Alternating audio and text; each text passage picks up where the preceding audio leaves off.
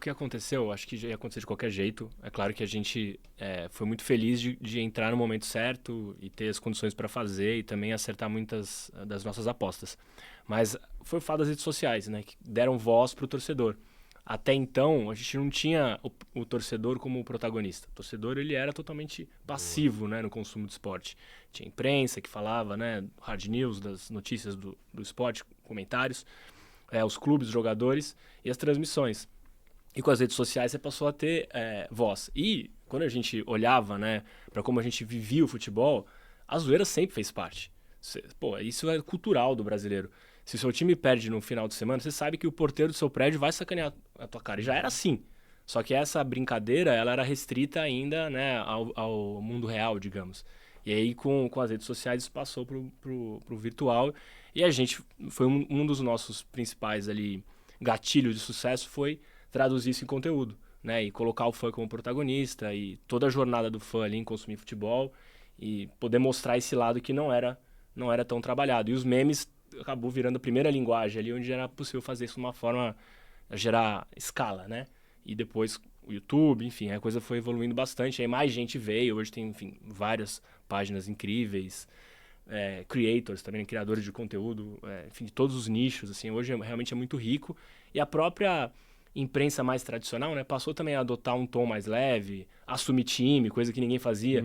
Então, assim, deu uma abertura muito interessante para quem gosta de futebol.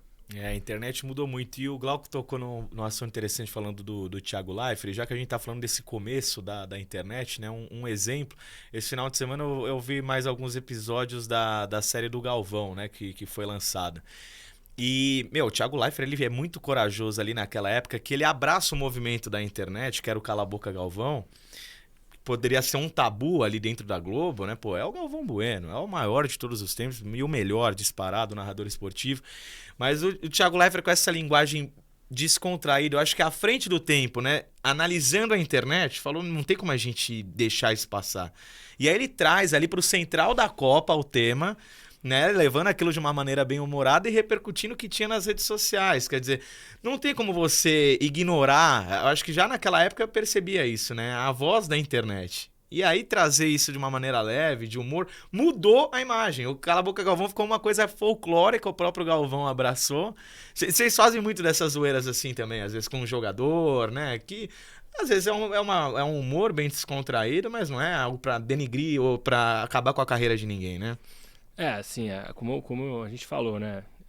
É uma brincadeira, é sempre uma oportunidade de se aproximar também. E lá no começo, isso tinha um peso muito grande mesmo, assim, porque tudo era novidade, né? Como eu falei, hoje em dia a coisa já foi para um outro caminho, né? Assim, até mesmo temas mais polêmicos que a gente prefere tratar com leveza.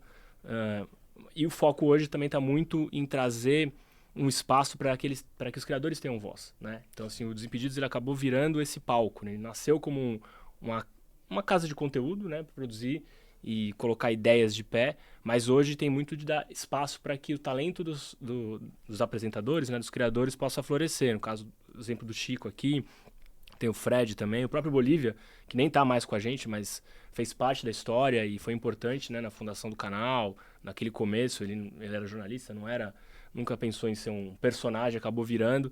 Então, tem muitas e muitas histórias e outras, né? Hoje a gente tem a Bianca, tem a Marília, enfim, tem o Paulo Vita, tem um monte de gente lá que aproveita dessa veia criativa, né? E dessa condição de produzir conteúdo para criar os seus espaços na internet.